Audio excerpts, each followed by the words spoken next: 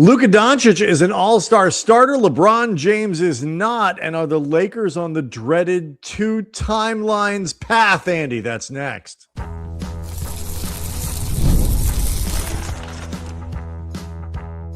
You are Locked On Lakers, your daily Los Angeles Lakers podcast, part of the Locked On Podcast Network, your team every day. Thanks to everybody for making Locked On Lakers first listen of every day, Monday through Friday, sometimes on weekends and even on holidays, no matter how or where you get your podcasts. We appreciate you helping make the Locked On Podcast Network the number one sports podcast network in this or any other known universe. Apple, Spotify. Maybe you're one of the 37,000 plus subscribers to the YouTube channel. We certainly appreciate it. I'm Brian Kamenetsky with Andy Kamenetsky. Covered the Lakers for nearly 20 years for outlets like The Athletic and ESPN. And Andy, we're going to get to this because somebody used the two timelines expression to describe where the Lakers are going into the deadline. And anybody who's followed the Golden State Warriors know that nobody wants to be on two timelines, Andy. We need one timeline. But before... I'm not even sure I'm 100% sold on the timeline they're on if they narrow it down to one, but definitely don't want to. The Lakers have not shown the ability to handle one timeline. No, when it comes to timelines, they have not earned the right to multitask. No. Okay. That's something we're going to get to here in a moment. But we do need to get to kind of the news of the day, which comes with no real surprises, but still a great deal of interest. Luka Dončić named an all-star starter. I believe he's the leading vote getter across the NBA, at least in the Western Conference. He was the leading vote getter across the Western Conference. When you factor in the fan vote, the media vote, and the player vote, he was second overall in the West behind Luka Dončić, but he did, it wasn't that far off from Nikola, excuse me. Jokic, Yeah, from Jokic. He was second behind Nikola Jokic by 0.75 in the weighted score when you combine, again, players, fans, media. Lousy Russian judge wouldn't give him a 10 point on that. Well, and obviously how the bots vote and all that stuff. But ultimately, though, he was second overall in the West with all of that in total. First when it came to just the fan vote by about 400,000 over Jokic. So what does this mean? To quote the SNL thing, nobody knows. It's a little hard to figure out what this format is and what it's going to look like, how many players are going to be on there, who's playing for who. It's like Donovan Mitchell says he wants to be on the international team because he's Panamanian, and it's all very confusing to me. But Luka Dončić honored with that all-star start, though however the teams are divided up or whatever it looks like, he'll be on the court to begin. LeBron James, Andy, not elected. His historic streak of all-star nominations is over after 2 decades, which is probably not one that's going to be broken anytime soon. And what's interesting about that isn't so much the question of whether he deserved to be named or not. I think most people agree that he doesn't, but what he does for the game. Is he going to be added to the team? Does he even want to be added to the team? These are two very interesting questions. First of all, do I think LeBron actually wants to be named to this team, added to the team, if it means he actually has to take part in whatever the F this all-star game is going to look like, the format, all of which is convoluted and stupid. But the good news is, inevitably, when people complain, the league will change it for next year. So you only have to suffer through this totally ridiculous. That's why I don't. It's one of the reasons why I don't really bother learning how they're dividing everybody up, what the rules are, and all. It's because it's going to change in a year anyway. I have given them advice over and over that they will not take, but just play a basketball game with a bunch of stars, log off Twitter, don't listen to Charles Barkley, don't listen to Shaq, don't listen to what a bunch of eggs on Twitter say, and count your money. It's not that complicated. But anyway, if I had to guess, LeBron would love to be honored in the sense that who wouldn't want to be honored? Everybody loves recognition of their work, but all things being equal, I think LeBron would prefer to have several days off. And I don't blame him between his age, the mileage, and the fact that after 21 All-Star games or whatever, there's really nothing new to explore unless you've really been dying to play against the world as a member of America, which I would argue LeBron's done many times as an Olympian. So really nothing for LeBron to take in that he has not already done. The question, though, of whether or not he will actually be named, I got to be honest. I thought that this was more of a will Adam Silver do the type of legacy nod that he several years ago gave to Dwayne Wade and Dirk Nowitzki in their final season, an acknowledgement of what two all-time greats meant to the league. That's complicated because we have, at this point, no formal knowledge of whether or not LeBron is going to retire after the season, and you can only do the legacy nod, I think, once. You can't do it twice. Which is why Rob Pelinka is strenuously lobbying Adam Silver to make it happen. Right. And Rich Paul in one of the podcasts said that that LeBron does not want a charity nod. But what is also interesting, though, is when you go through that weighted score, again, like I mentioned before, 50% fan vote, 25% how the players ranked, 25% how the media ranked, LeBron is not actually that far down. He was 8th in the fan voting, 9th in media, 8th in player voting, which for the West came out to 1, 2, 3, 4, 5, 6, 7, 8, I believe 9th overall for his weighted score, which is kind of bubble, but certainly not so far down that LeBron, in terms of the overall scoring, would seem ridiculous on the All-Star team. I'm not even saying that's the reason to put him on. I'm just saying I'm surprised that just by the numbers, he's actually legitimately on the bubble. Well, like I said, it's 50% fan voting. So the fact that he was relatively high in there helps. But what I think is interesting, and regardless of whether he makes the team or not, this is probably part of the reason that, recency bias and all that kind of stuff. If you look at LeBron over his last 10 games, 26.5 points, 7.6 rebounds, 7.6 assists, 53% shooting, all of which, and this is kind of remarkable, are basically his career averages. And now I am not claiming here that LeBron is playing with the same force and dominating level as he has. I'm just saying the numbers over the last 10 games are remarkably similar to his career numbers. And so I think people see that and or like maybe caught a couple games, or like he's LeBron, it's an all-star game. I don't know if he'll make it or not. Guys like Austin Reeves, for example, were, on the team basically until he got hurt. Like, is Jokic going to be able to play in this game is going to make a difference in all these. There's so many variables to who is going to end up on the team and when and all that kind of stuff as we roll into February.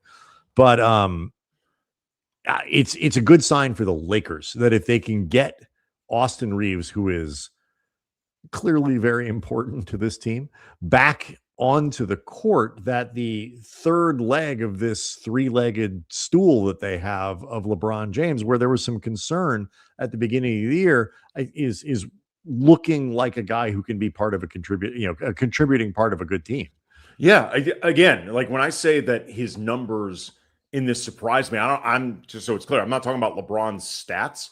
I'm talking purely how the fan, player, and media voting shook out.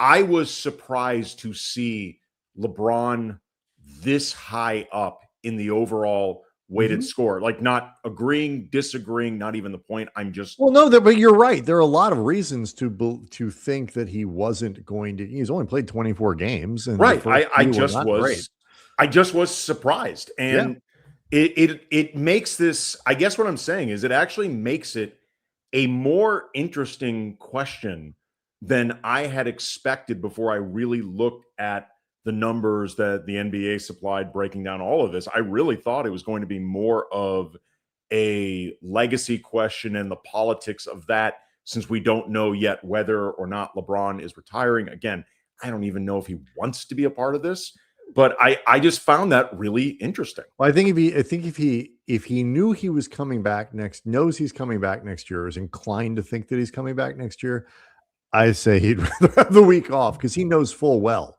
that if he makes any kind of announcement that this is his last season, assuming he does it before the All-Star game and not after, he is going to be on that team, as well he should, because he's LeBron.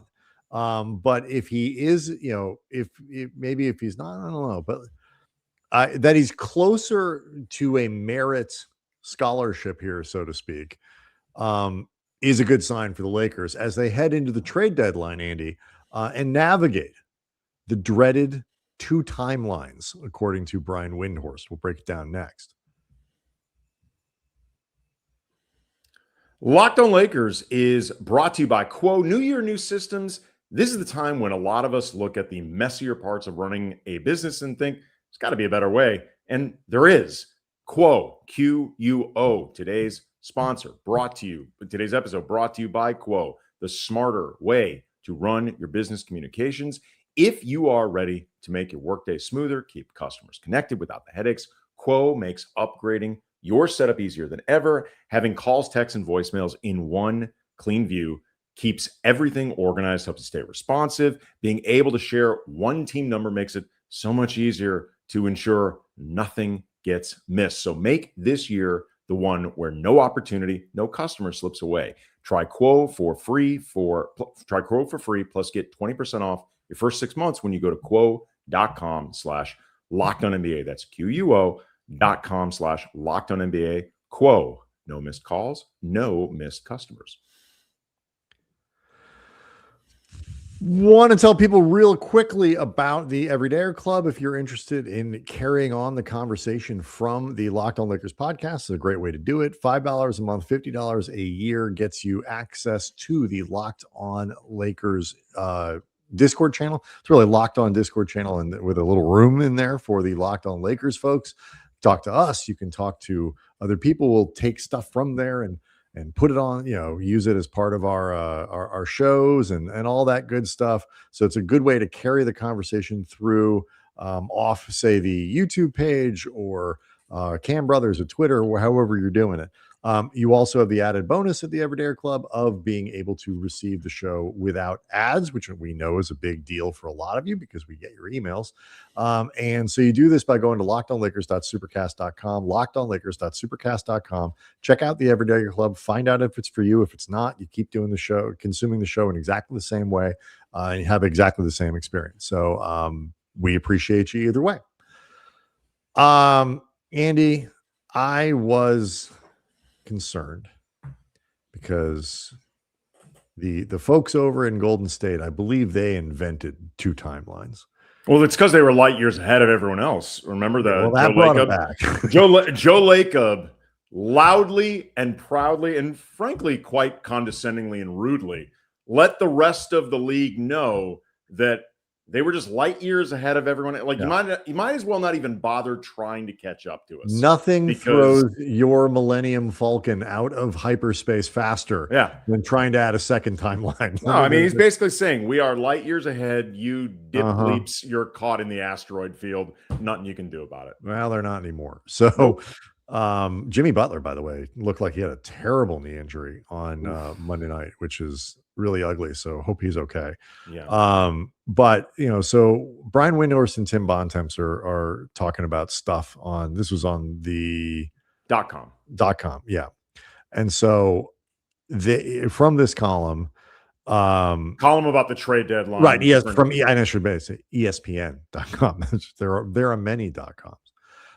The Lakers, this is from the article, the Lakers have been making calls to acquire perimeter help and rim protection. League sources said in between Rui Hachimura Gabe Vincent and Maxi Kleber, the front office is about $40 million in expiring contracts to send out in trades. But the Lakers are operating in two timelines. They want to maximize the end of 41-year-old LeBron James' career, but swapping out expiring contracts for short-term help could hinder their ability to reshape their roster around Luka Dončić. If James moves on or retires after the season, the Lakers could re-sign Austin Reeves and still have $15 million in cap space. Andy, do you believe the Lakers are on two timelines? And second to that question, if they are on two timelines, should they be on two timelines? I will say this much: if they are on two timelines, Mark Walter, get around to the firing. Like, just pick a timeline and fire someone on it. That's the first thing you should be doing as the Mark Walter, like firing whoever decided on two timelines. Like, with all sincere respect to Windy and Bontemps, I'm a big religious Hoop Collective podcast listener. I like both of their work, respect them both. No. There is but one timeline for the Lakers. No multiverse. That is Luka Dončić's timeline. Like, now, if there is a move that can be done at the deadline that somehow helps right now, like really makes a massive impact right now and also sets up for the future, awesome. Like, by all means, pull the trigger on that scenario. I happen to think it's going to be difficult for the Lakers to make that type of impact moves given as we've gone over many times, the lack of assets they have, coveted ones currently available at the deadline. But if they prove me wrong, awesome. Very, very happy to be wrong. But there is one timeline. Like, the notion that you would be serving two different masters, sending off LeBron the right way, but also the future with Luka, that's ridiculous. Like, it is. If you wanted to send off LeBron the right way or maximize LeBron's time with the Lakers, you had a few years to do that, and you opted not to. And so it's clear, I am not even being critical that they didn't do that. Like, after the Russ deal, keep going all in, all it. Like, I'm not even being critical of them not doing it. I am simply saying you had a few years to do it. You didn't do it. The time is now past, especially because you have a franchise superstar in his prime. If you wanted to do right by LeBron that way, celebrate an icon, should have done it before. Time has passed. That it would be insane, like a fireable offense to attempt to I mean, I don't even know what an all-in move for this team I'm going to get to that now. I'm going to get to that in a second. Most teams with a negative point differential don't seem one move away. But I'm just saying, like, I don't even know what that would be. Or it's the rope-a-dope. Any move that prioritizes this season, even by 1% over the future with Luka, fireable offense. I look at it this way. Any effort to win around LeBron, win for LeBron, is really is winning for Luka. LeBron is part of the apparatus that allows you to take advantage of Luka. Austin Reeves is part. Like, everybody operates in this thing. Like, how do we maximize our ability to win with Luka Dončić? And in this particular case, they have LeBron James. I just read off the numbers that he's averaging over the last 10 games. He's averaging 26.5 points a game, 7.5 assists, 7.5 rebounds, 53%. Like, that's a pretty good player to help, make a team that Luka Dončić can win on. But it's not about LeBron. It's about Luka. And the part that I find, kind of to your point about, these players and this and that I find puzzling. Andy, I need somebody to identify for me these mythical players that are the type of player that could help send LeBron off into the sunset, like, as a winner, but aren't the kind of player that you would want around next year. Like, to me, it doesn't make any sense to me that you would acquire a player, and if that, like, and say no to that guy who, like, we think he's really good and we can help us this year, but we don't want to pay him next year because we have cap space. that we can use to go out and acquire a player who's as good as this other guy that we're trying to trade for right now. Like these players, I don't think exist. And you're either a kind of player that they'd want to build around, like build with, or you're not. And I agree with you. I think it's gonna be tough for the Lakers really even to be buyers or frankly sellers, because the stuff that they have to sell isn't very appealing, and the stuff that they have to buy with isn't very appealing either. It doesn't it's go the same very stuff far. they'd be selling. Correct. Nobody wants to buy it. Nobody wants to take it. I'm just saying it's the same stuff. Yes, it's all the same stuff. And so that to me is the stuff. This all screams typical Lakers, look, guys, we're looking at 3Ds. We're looking in 3D here. We can't just live in the moment. We have to understand and keep our optionality. Well, to be we clear, want to win. We want to win. Don't get okay. us wrong. But to be clear, or maybe even to be fair to Windy and Bontemps, this felt like their interpretation of what's going on. No, but I think it's to me, it read as their interpretation based on a lot of, this is sort of the conventional wisdom of how the Lakers, we want to be able to, because we want to be able to, celebrate our stars and do right by our stars.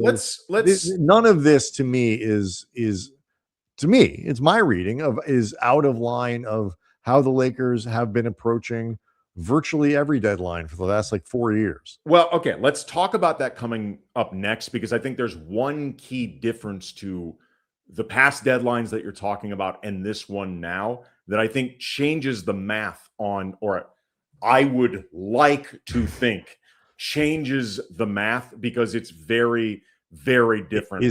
Is it a third timeline? It's not a third timeline, but I will explain what it is coming up next. Locked on Lakers is brought to you by TurboTax. Tax season doesn't have to take over your life.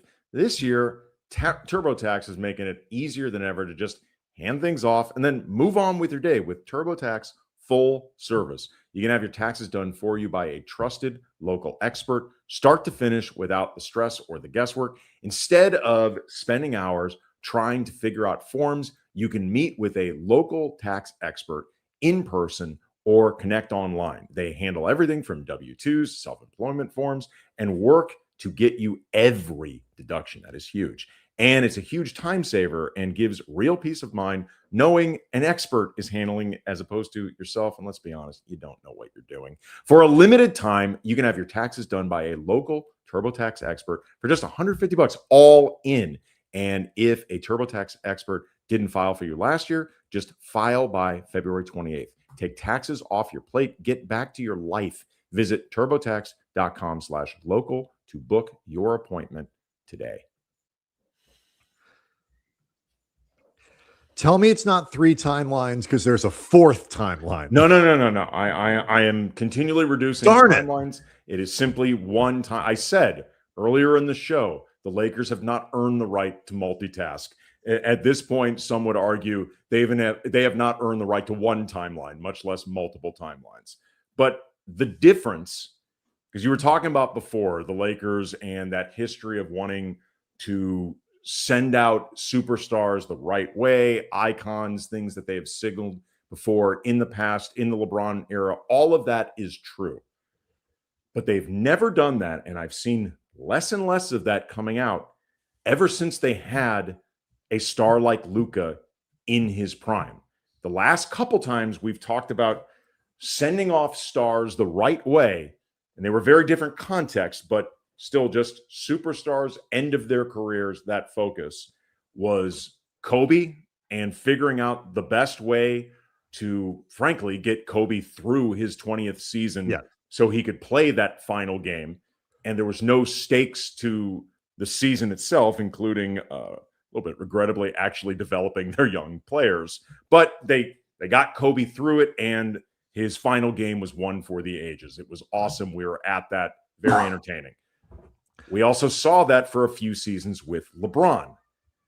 But that was all before Luka was here, which dramatically Well, the changes stuff with whatever LeBron approach you wasn't. would have. Just to clarify, the stuff with LeBron over the last pre-Luka was not send LeBron off. It was take advantage Sure. of. However you want. Well, but at the time, though, I think they were planning on LeBron with AD being the superstar in hand for the foreseeable future because they were not expecting Nico Harrison to lose his mind. Right, but that's my point. It's like they weren't looking to send him off. They were just trying to maximize what they realized was probably a relatively short window. However you want to frame it, the difference is they did not have a generational superstar in his prime that absolutely should change the math. And again, the way Windhorst and Bontemps wrote this thing, to me, it felt more like their purview of a two timelines than anything, if nothing else.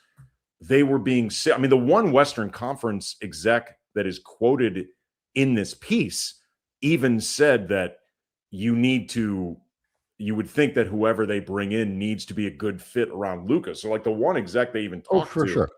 Unnamed, but even that one acknowledged the Luka prioritization over LeBron. Let me clarify here. I think they're saying it. I don't think they mean it. Those two are not the same thing. But that's kind of my point, is like this notion of like seeming like I think it's theater is what, that the Lakers are sort of engaged in when, and to be fair, I think Rich Paul is making this a little less appealing to them to even go through the theater of it. But it's the theater of, oh my God, we're torn between, honoring LeBron and it's another version of we're going to be aggressive at the deadline.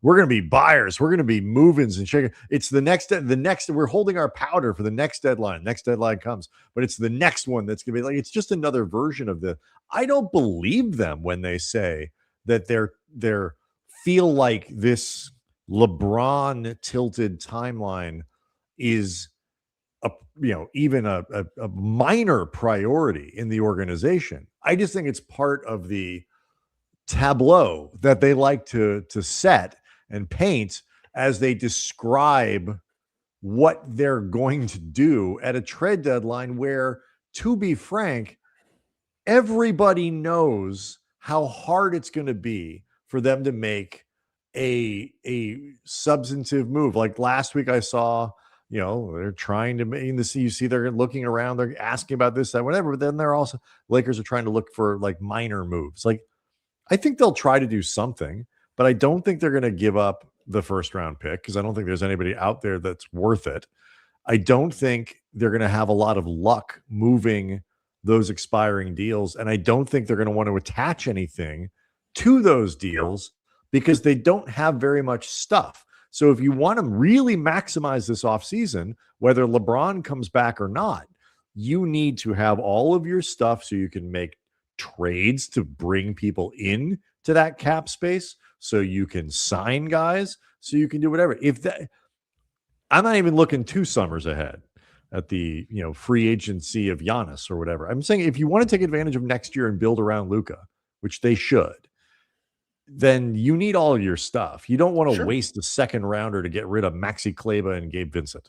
Well, I mean, it depends on who you're getting maybe a second, right? I mean, maybe a second rounder. You certainly want to do it. You don't want to get rid of a first rounder or pick swaps or things like that, unless it's somebody, as you've noted, that you think fits into next year's roster. Well, okay, let me give an example of what I'm talking about, and it speaks to a specific rumor, if you want to call it that, reports, whatever, of guy the Lakers were interested in. This was more heading into the season, I think, than where we are now, but Andrew Wiggins. Sure. And there were reports that this was being tied up in part because Miami was signaling they wanted to keep Wiggins, be competitive, because Miami never wants to rebuild, all that stuff, but also that they wanted a first-round pick. The Lakers were balking at a first-round pick.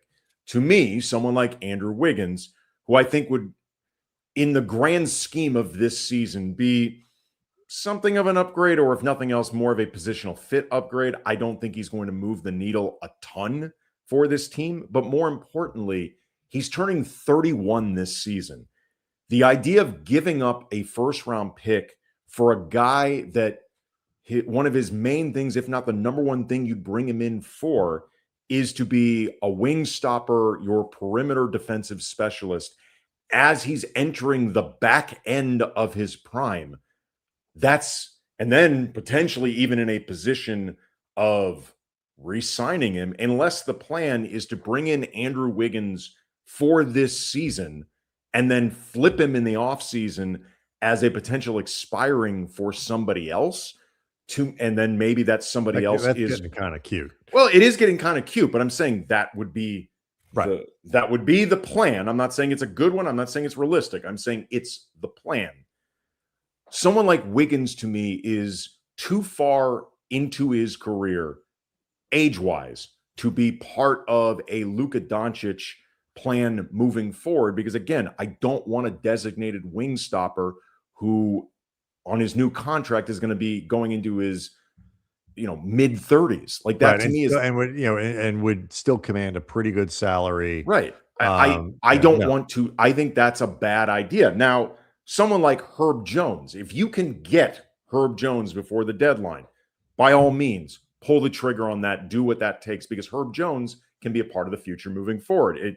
Trey Murphy has been connected to this team. If you can make that happen, I'm not saying I think it will. I'm saying if you can, that makes sense because he fits needs that you have with Luka. He can grow with the team. Even a minor, or not minor, because I think he could be helpful, but smaller move.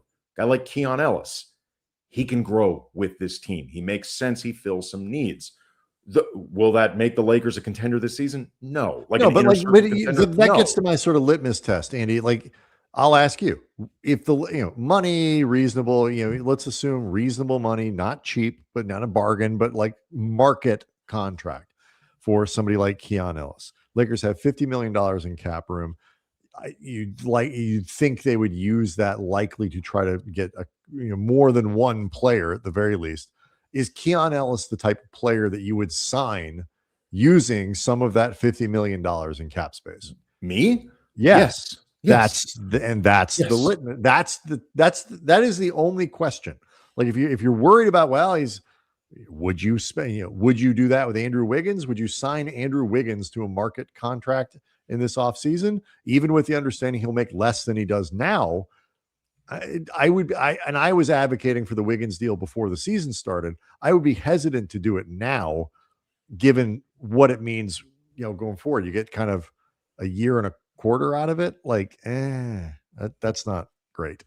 No, especially if you give up that pick. Yeah, I mean, and I've seen some people, to be clear, I don't agree with this line of thinking, but I've seen some people who cover the team make the argument that you should go all in this season because there is a chance that, assuming Austin comes back and looks like Austin or close enough to Austin before he got hurt, and LeBron, like, this could be the best teammates Luka has around him, like, the best star caliber teammates. LeBron's still at 41, could be maybe the best people that you put alongside Luka, so you should go all in now.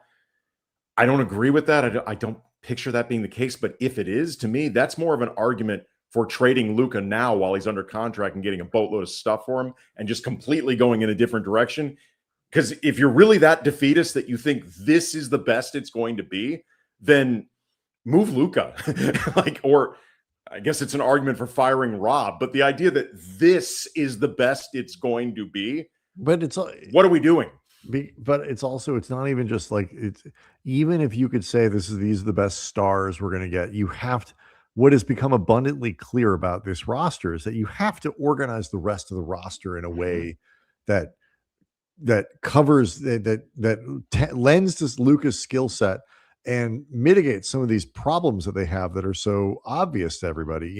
Heard a great, the Laker Film Room podcast with Pete and Darius. Those guys did a great job breaking down the Raptors win, talking about like what they were doing, playing with the zone and playing bigger and using Drew Timme, but kind of being limited to being able to use him in a zone because they're the slowest bunch of MFers you're going to find. And, Drew Timme is a skillful player who is a well below average NBA athlete. I hope they have an opportunity to figure out how to use him, but you can't, you gotta be careful with what you're doing here. The rest of the roster needs to be tended to. It's not just about going all in for your stars. If you could get a guy like Wiggins without giving up that pick, I mean, maybe you consider it, but but if it involves giving up assets, then I think it becomes a problem. This is all stuff that we can get into after what should be a fascinating game. Hopefully, Tuesday night in Denver. The Nuggets have played quite well without Nikola Jokic. Now have Aaron Gordon back in the lineup. Christian Brown is still injured, but Peyton Watson has been really good in Jokic's absence, and obviously Jamal Murray is doing all-star stuff. He will be somebody who is on the all-star roster. But again, he's a world guy. And so it's very confusing to figure out what these rosters are going to look like because he's from Canada, which is part of the world. It's very confusing. Locked On Lakers on YouTube is we're going to hang out with over 37,000 subscribers to the game. Check out the show notes to learn more about the Everyday Club on the Locked On Lakers podcast. And we'll see everyone after the game.